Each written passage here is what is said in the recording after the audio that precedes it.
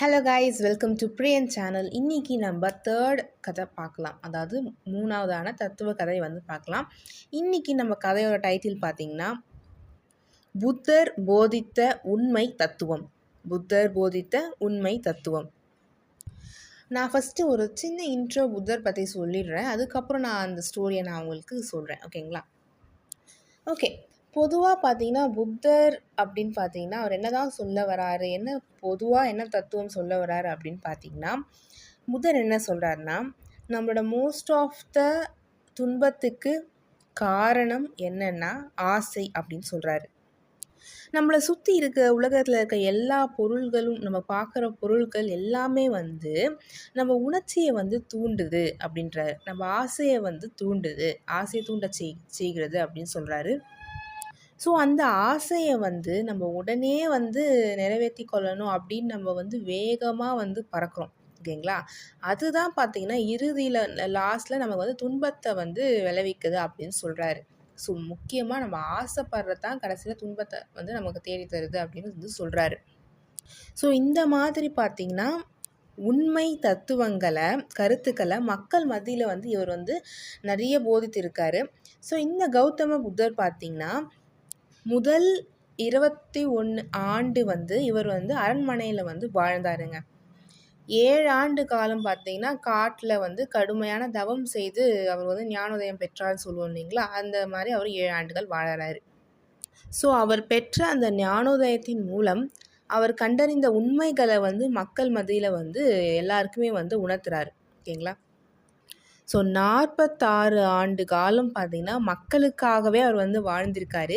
அவர்களை அந்த மக்களை வந்து நல்வழியில் பாடுபட்ட கௌதம புத்தர் பார்த்திங்கன்னா 80வது வயதில் வந்து பார்த்திங்கன்னா இறந்து போகிறாருங்க. ஓகேங்களா? ஸோ இதுதான் வந்து கௌதம புத்தரை பற்றி ஒரு ஷார்ட் இன்ட்ரோ நான் கொடுக்கணும்னு ஆசைப்பட்டேன். இப்போ நம்ம கதைக்குள்ளே போயிடலாம். ஓகே. ஒரு சமயம் என்ன ஆகுது பார்த்திங்கன்னா, கௌதம புத்தர் வந்து பிச்சை எடுக்க வந்து ஒரு பணக்காரர்கள் வசிக்கிற அந்த வீதிக்கு அவர் வந்து செல்கிறாரு.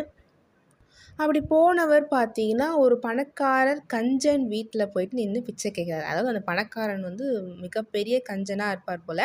ஸோ அந்த வீட்டில் போய் நின்று இவர் வந்து பிச்சை கேட்குறாரு. ஸோ அந்த பணக்கார கஞ்சன் பார்த்திங்கன்னா கௌதம புத்தரை பற்றி தெரியாதவர் போல். ஸோ அவர் யாருன்னு அவருக்கு தெரியல. அவர் வந்து என்ன பண்ணுறாரு, இவர் ஒரு சாதாரண துறவி அப்படின்னு நினச்சிருக்கிறாரு. யார்? அந்த கஞ்சன், பணக்கார கஞ்சன்.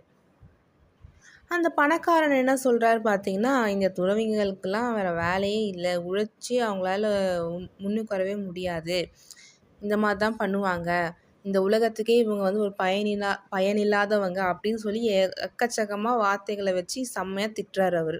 புத்தர்னு தெரியாமல் ஒரு சாதாரண துறவி அவர் நினச்சிட்டு அவர் பயங்கரமாக திட்டுறாரு. ஸோ இந்த மாதிரி இந்த பணக்காரர் வாயிலேருந்து பார்த்தீங்கன்னா தரக்குறைவான வார்த்தைகள் வந்து தொடர்ந்துனே அவர் சொல்லினே இருக்கார், அவர் திட்டினே இருக்கார். ஆனால் இந்த திட்டலுக்கெலாம் பார்த்தீங்கன்னா புத்தர் வந்து ஒன்றுமே ஒரு ரியாக்ஷனே கொடுக்கல. அவர் பாட்டுன்னு சிரிச்சுக்கிட்டு அமைதியாக இருக்கார். என்னடா இவருக்கு பணக்காரருக்கு வந்து டவுட் வருது. என்னடா நம்ம இவ்வளோ கேவலமாக திட்டுறோம், ஆனால் இவர் என்னென்னா சிரிச்சுக்கிட்டே இருக்காருன்னு சொல்லிட்டு இவருக்கு அந்த பணக்காரனுக்கே ஐயோ இவர் யாரோ ஒரு பெரிய ஞானி போல் அப்படின்னு அவர் தோணுது. அப்புறம் தான் அவர் கேட்குறாரு, ஐயா நீங்கள் யார் அப்படின்னு கேட்குறாரு. என்ன கேட்குறாருன்னா, நீங்கள் யார், நான் இவ்வளோ திட்டுறனே உங்களால் எப்படி சந்தோஷமாக சிரிச்சுக்கிட்டே இருக்க முடியுது அப்படின்னு கேட்குறாரு பணக்காரர் புத்தர்கிட்ட. அதுக்கு புத்தர் என்ன ரிப்ளை பண்ணுறாருன்னு பாருங்கள். அதுக்கு என்ன சொல்கிறாருன்னா, இங்கே பாருங்கள், இது வந்து ஐயா இது வந்து ரொம்ப சுலபம். என்னென்னா, இப்போ நீங்கள் வந்து எனக்கு ஒரு காஸ்ட்லியான விலை உயர்ந்த பொருள் ஒன்று கொடுக்குறீங்கன்னு வச்சுப்போம். அது நான் வந்து வாங்கலை. அப்போனா அந்த பொருள் யாருக்கு சொந்தம் அப்படின்னு புத்தர் வந்து பணக்காரரை பார்த்து கேட்குறாரு.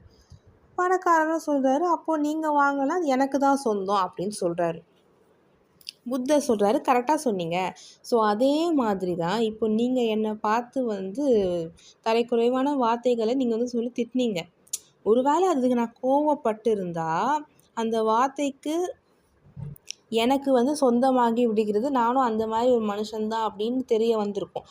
ஆனால் நான் வந்து ஒன்றுமே ரியாக்டே பண்ணல. அப்போது அந்த வார்த்தையெல்லாம் உங்களை சேரும் அப்படின்னு புத்தர் சூப்பராக சொல்லிட்டு விடை சொல்லுவார்.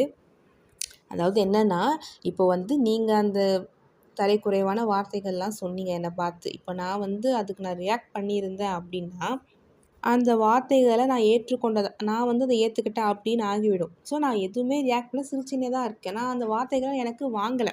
அதனால அந்த வார்த்தைகள் அந்த பேட் வேர்ட்ஸ் எல்லாமே வந்து உங்களை தான் சேரும் அப்படின்னு அவரு சொல்லிர்றாரு. ஸோ இப்போ என்ன ஆகுதுன்னா, புத்தர் சொன்னத கேட்டு பணக்கார கஞ்சன் வந்து மனம் மாறுறாரு.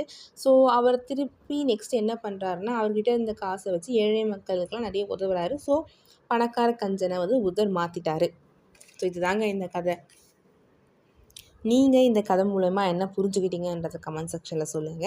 உங்களுக்கு இந்த கதை புடிச்சிருந்தாலும் சொல்லுங்க. நம்ம நாளைக்கு இன்னொரு கதையோட பார்க்கலாம். Thank you.